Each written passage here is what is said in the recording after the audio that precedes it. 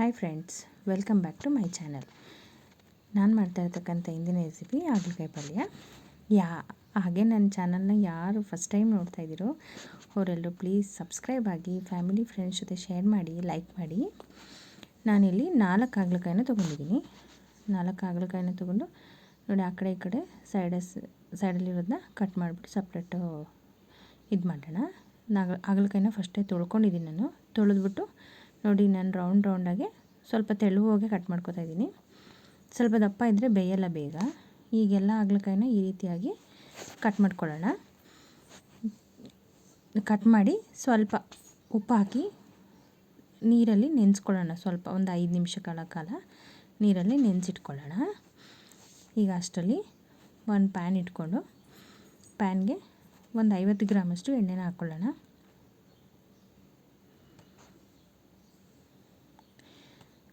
ಈಗ ಎಣ್ಣೆ ಚೆನ್ನಾಗಿ ಬಿಸಿ ಆಗಬೇಕು.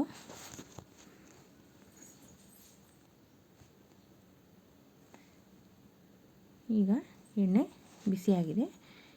ಈಗ ಸ್ವಲ್ಪ ಸಾಸಿವೆನ ಹಾಕ್ಕೊಳ್ಳೋಣ. ಒಂದು ಅರ್ಧ ಸ್ಪೂನಷ್ಟು ಸಾಸಿವೆ ಸಿಡಿತಿದ್ದಂಗೆ ಸ್ವಲ್ಪ ಉದ್ದಿನಬೇಳೆ ಮತ್ತು ಕಡಲೆಬೇಳೆನ ಹಾಕ್ಕೊಳ್ಳೋಣ. ಸಾಸಿವೆ ಚೆನ್ನಾಗಿ ಸಿಡ್ತಿದೆ. ಈಗ ಉದ್ದಿನಬೇಳೆನೂ ಕಡಲೆಬೇಳೆ ಒಂದು ಹಾಫ್ ಸ್ಪೂನಷ್ಟು ಹಾಕಿದ್ದೀನಿ. ಎರಡೂ ಸೇರಿ ಮಿಕ್ಸ್ ಮಾಡಿ ಹಾಕ್ಕೊಂಡಿದ್ದೀನಿ ನಾನು. ಈಗ ಅದು ಚೆನ್ನಾಗಿ ಫ್ರೈ ಆಗಲಿ. ಅದು ಒಂಬಣ್ಣಕ್ಕೆ ಬರೋವರೆಗೂ ಫ್ರೈ ಮಾಡ್ಕೊಳ್ಳೋಣ.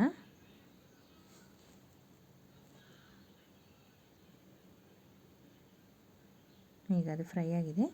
ಈಗ ಸ್ವಲ್ಪ ಕರಿಬೇವಿನ ಸೊಪ್ಪು, ಸಣ್ಣಕ್ಕೆ ಹಚ್ಚಿರ್ತಕ್ಕಂಥ ಬೆಳ್ಳುಳ್ಳಿನ ಹಾಕ್ತಾಯಿದ್ದೀನಿ. ಇಲ್ಲಿ ಬೆಳ್ಳುಳ್ಳಿ ಹಾಕೋದ್ರಿಂದ ಟೇಸ್ಟು ಸ್ವಲ್ಪ ಚೆನ್ನಾಗಿರುತ್ತೆ. ಇದು ಹೆಲ್ತ್ ವೈಸು ತುಂಬಾ ಬೆನಿಫಿಟ್ಸ್ ಇದೆ. ಹಾಗಾಗಿ ಬೆಳ್ಳುಳ್ಳಿನ ಸಣ್ಣದಾಗೆ ಕಟ್ ಮಾಡಿ ಹಾಕಿದ್ದೀನಿ. ಹಾಗೆ ಖಾರಕ್ಕಿಲ್ಲಿ ಒಂದು 4ರಿಂದ 5 ಮೆಣಸಿನ್ಕಾಯಿನ ಹಚ್ಬಿಟ್ಟು ಹಾಕಿದ್ದೀನಿ. ಹಾಗೆ 2 ದಪ್ಪ ಈರುಳ್ಳಿನ ಸಣ್ಣಕ್ಕೆ ಕಟ್ ಮಾಡಿ ಹಾಕಿದ್ದೀನಿ. ಇವೆಲ್ಲ ಸ್ವಲ್ಪ ಫ್ರೈ ಆಗಲಿ. ಸ್ವಲ್ಪ ಫ್ರೈ ಆಗ್ತಿದ್ದಂಗೆ ಹಾಗಲಕಾಯಿನ ಹಾಕ್ಕೊಳ್ಳೋಣ. ಇದು ಸ್ವಲ್ಪ ಅದು ಬಣ್ಣ ಸ್ವಲ್ಪ ಚೇಂಜ್ ಆಗ್ತಿದ್ದಂಗೆ ಹಾಗಲಕಾಯಿನೂ ಹಾಗೆ ಈಗ ಹಾಕ್ಕೊಳ್ಳೋಣ.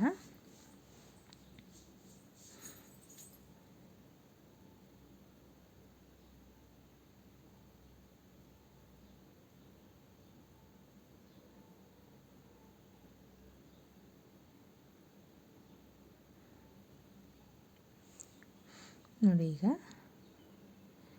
ಚೆನ್ನಾಗಿ ಈರುಳ್ಳಿ ಮತ್ತು ಅದು ಮೆಣಸಿನ್ಕಾಯಿ ಅದೆಲ್ಲನೂ ಸ್ವಲ್ಪ ಬೆಂದಿದೆ. ಈಗ ನಾವಿಲ್ಲಿ ನೀರಲ್ಲಿ ನೆನೆಸಿರ್ತಕ್ಕಂಥ ಸ್ವಲ್ಪ ಉಪ್ಪು ಹಾಕಿ ನೆನೆಸಿಟ್ಟಿದ್ದೀನಿ. ಅದನ್ನು ಈಗ ಹಾಕ್ಕೊಳ್ಳೋಣ.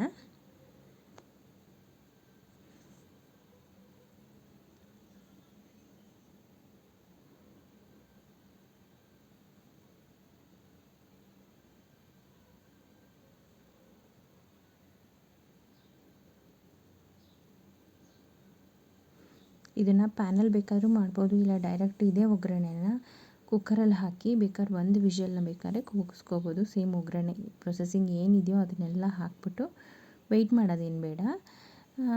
ಮಾಮೂಲಿ ಕುಕ್ಕರಲ್ಲಿ 1 ವಿಷಲ್ನ ಕೂಗಿಸ್ಕೊಂಡ್ರು ಹಂಗೆ ಬೇಕಾದ್ರೂ ಮಾಡ್ಬೋದು. ಆಗಿನವರೆಲ್ಲ ಹೇಳ್ತಾರೆ ಮುಚ್ಚಿ ಬೇಯಿಸೋದ್ರಿಂದ, ಕುಕ್ಕರಲ್ಲಿ ಬೇಯಿಸೋದು ತುಂಬ ಕಹಿ ಆಗಿಬಿಡುತ್ತೆ ಅಂತ. ಆ ರೀತಿಯೆಲ್ಲ ಏನೂ ಆಗೋಲ್ಲ. ಹಾಗಲಕಾಯಿ ಹಾಗೇ ಇರುತ್ತೆ. ಮುಚ್ಚಿ ಬೇಯಿಸಿದ್ರೆ ಕಹಿ ಆಗುತ್ತೆ ಅನ್ನೋದೆಲ್ಲ ಇಲ್ಲ. ಈಗ ರುಚಿಗೆ ತಕ್ಕಷ್ಟು ಉಪ್ಪನ್ನು ಹಾಕಿದ್ದೀನಿ. ಹಾಗೆ ಒಂದು ಅರ್ಧ ಸ್ಪೂನಷ್ಟು ಅರಿಶಿನ ಸೇರಿಸ್ಕೊತಾ ಇದ್ದೀನಿ ಇಲ್ಲಿ. ಈಗ ಅವೆಲ್ಲನೂ ಚೆನ್ನಾಗಿ ಮಿಕ್ಸ್ ಮಾಡಿ ಫುಲ್ ಎಲ್ಲದಕ್ಕೂ ಮಿಕ್ಸ್ ಆಗೋಂಗೆ ಮಿಕ್ಸ್ ಮಾಡಿಕೊಂಡು ನಾವಿಲ್ಲಿ ಒಂದು ಬೌಲ್ನ ಮುಚ್ಚಿ ಒಂದು 10ರಿಂದ 15 ನಿಮಿಷಗಳ ಕಾಲ ಬೇಯಿಸ್ಕೊಳ್ಳೋಣ.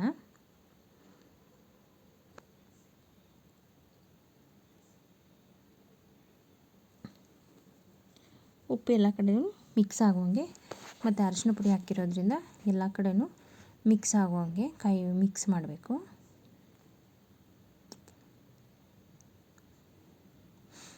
ಹೀಗೆಲ್ಲ ಮಿಕ್ಸ್ ಆಗಿದೆ. ಈಗ ಒಂದು 10ರಿಂದ 15 ನಿಮಿಷಗಳ ಕಾಲ ಬೇಯಿಸ್ಕೊಳ್ಳೋಣ. ಹಾಗೆ ಸಣ್ಣ ಮೀಡಿಯಮ್ ಉರಿಲಿ ಏನು ಬೇಡ, ಸ್ವಲ್ಪ ಸ್ವಲ್ಪ ಜೋರು ಉರಿನೇ ಇಲ್ಲಿ. ನೀರು ನೋಡಿ, ನೀರು ಬಿಟ್ಟಿದೆ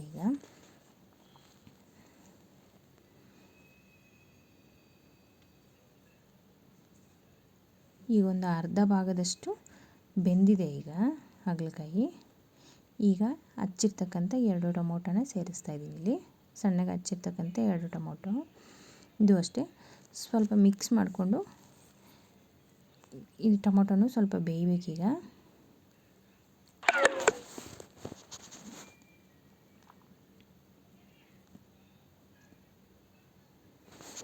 ಟೊಮೊಟೊ ಚೆನ್ನಾಗಿ ಮಿಕ್ಸ್ ಆಗಿದೆ. ಟೊಮೊಟೊ ಬೇಯೋವರೆಗೂ ಈಗ ಒಂದು 5 ನಿಮಿಷಗಳ ಕಾಲ ಮುಚ್ಚಿ ಬೇಯಿಸ್ಕೊಳ್ಳೋಣ. ಇಲ್ಲಿ ನಾನು ಒಂದು ಸಣ್ಣ ನಿಂಬೆಹಣ್ಣು ಗಾತ್ರದ ಹುಣಸೆಹಣ್ಣ ನೀರು ಹಾಕಿ ನೆನೆಸಿಟ್ಕೊತಾ ಇದ್ದೀನಿ ಇಲ್ಲಿಗ. ಅದು ಹುಣಸೆಹಣ್ಣು ರಸನ ಬಿಟ್ಟರೆ ಹಾಗಲಕಾಯಿಗೆ ತುಂಬಾ ಚೆನ್ನಾಗಿರುತ್ತೆ. ಹುಳಿ ಅಂಶ ಇದ್ರೇ ಹಾಗಲಕಾಯಿ ಸ್ವಲ್ಪ ಕಹಿ ಅಂಶ ಕಮ್ಮಿ ಆಗೋದು. ಹಾಗಾಗಿ ಇಲ್ಲಿ ಹುಣಸೆಹಣ್ಣ ನೆನೆಸಿಟ್ಕೊತಾ ಇದ್ದೀನಿ. ಈಗ ನೋಡಿ, ಸುಮಾರಾಗಿ ಟೊಮೊಟೊ ಎಲ್ಲನೂ ಬೆಂದಿದೆ. ಈಗ ಅದು ಬೇಯೋಕ್ಕಾಗುವಷ್ಟು ನೀರನ್ನು ಸೇರಿಸ್ಕೊಳ್ಳೋಣ. ಇನ್ನೂ ಸ್ವಲ್ಪ ಬೇಯಬೇಕದು.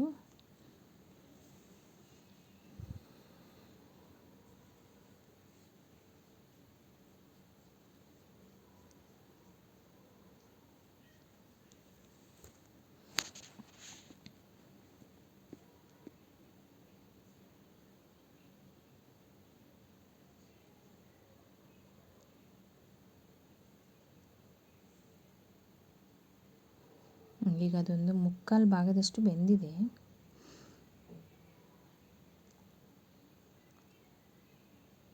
ಒಂದು 1/4 ಭಾಗ ಮಸಾಲೆನ ಸೇರಿಸಿ ಬೇಯಿಸ್ಕೊಂಡ್ರೆ ಹಾಗಲಕಾಯಿ ಬೇಗ ಬೇಯುತ್ತೆ.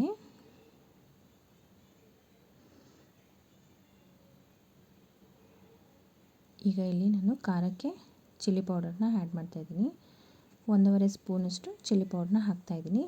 ಏಕೆಂದರೆ ಖಾರಕ್ಕೆ ಮೆಣಸಿನ್ಕಾಯಿ ಸ್ವಲ್ಪ ಹಾಕಿರೋದ್ರಿಂದ ತೀರಾ ಖಾರ ಬೇಡ ಅನ್ನೋರು 1 ಸ್ಪೂನ್ ಹಾಕ್ಕೊಂಡು ಸಾಕಾಗುತ್ತೆ. ಇಲ್ಲಿ ನಾನು 1.5 ಸ್ಪೂನಷ್ಟು ಹಾಕ್ತಾಯಿದ್ದೀನಿ.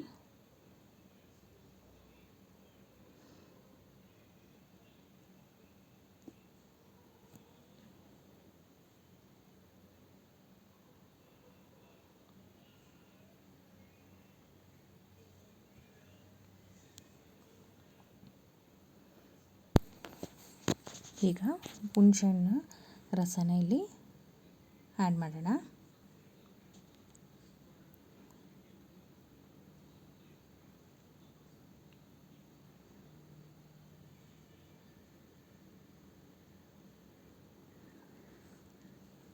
ಅದು ಹುಣಸೆಹಣ್ಣು ರಸ ಹಾಕಿ ಸ್ವಲ್ಪ ಕುದಿ ಹತ್ತಿದ್ಮೇಲೆ ಒಂದು 2 ಸ್ಪೂನಷ್ಟು ಬೇಡ, 1.5 ಸ್ಪೂನಷ್ಟು ಸಾಂಬಾರು ಪೌಡ್ರನ್ನ ಹಾಕ್ಕೊಳ್ಳೋಣ.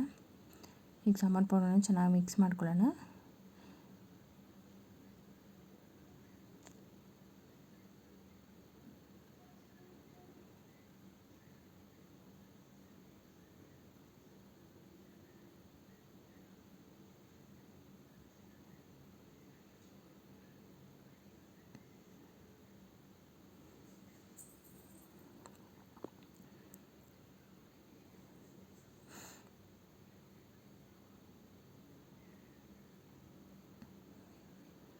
ಈಗ ಒಂದು ಸ್ವಲ್ಪ ಬೆಲ್ಲ,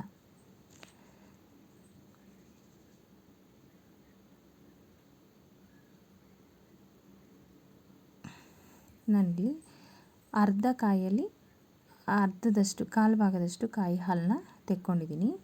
ಈ ಕಾಯಿ ಹಾಲು ಹಾಕೋದ್ರಿಂದ ಹಾಗಲಕಾಯಲ್ಲಿರ್ತಕ್ಕಂಥ ಕಹಿನೂ ಕಮ್ಮಿ ಆಗುತ್ತೆ, ಟೇಸ್ಟು ಅಷ್ಟೇ ತುಂಬಾ ಚೆನ್ನಾಗಿರುತ್ತೆ. ಒಂದು ಸರಿ ಟ್ರೈ ಮಾಡಿ ನೋಡಿ ಈ ರೆಸಿಪಿನ. ಹೇಗಿತ್ತು ಅಂತ ಕಾಮೆಂಟ್ ಬಾಕ್ಸಲ್ಲಿ ತಿಳಿಸಿ. ಈಗ ಒಂದು 3-4 ನಿಮಿಷ ಬೆಂದರೆ, ಈಗ 3/4 ಭಾಗದಷ್ಟು ಬೆಂದಾದಮೇಲೆ ನಾನು ಎಲ್ಲ ಇಂಗ್ರೀಡಿಯೆಂಟ್ಸ್ನೂ ಹಾಕಿರೋದು. ಹಾಗಾಗಿ ಈಗ ಒಂದು 3-4 ನಿಮಿಷ ಬೆಂದರೆ ಸಾಕಾಗುತ್ತೆ. ಈಗ ನೋಡ್ಕೊಳ್ಳಿ, ಕಾಯಲ್ಲೋ ಎಲ್ಲ ಹಾಕಿದ್ಮೇಲೆ ಉಪ್ಪೇನಾದ್ರು ಬೇಕು ಅನಿಸುತ್ತೆ ಟೇಸ್ಟ್ನ ಚೆಕ್ ಮಾಡಿ, ಉಪ್ಪು ಕಮ್ಮಿ ಇದ್ದರೆ ನೋಡಿಕೊಂಡು ಉಪ್ಪನ್ನು ಹಾಕ್ಕೊಳ್ಳಿ. ಹಾಗೆ ಇಲ್ಲಿ ಹಚ್ಚಿರ್ತಕ್ಕಂಥ ಲಾಸ್ಟಲ್ಲಿ ಕೊತ್ತಂಬರಿ ಸೊಪ್ಪನ್ನು ಹಾಕ್ಕೊಂಡು ಒಂದು 2 ನಿಮಿಷ ಮುಚ್ಚಿಬಿಟ್ಟು ಬೇಯಿಸ್ಕೊಂಬಿಡೋಣ. ಈಗ ಮುಚ್ಚಿ ಒಂದು 3 ನಿಮಿಷಗಳ ಕಾಲ ಬೇಯಿಸಿದ್ರೆ ಹಾಗಲಕಾಯಿ ಪಲ್ಯ ರೆಡಿ.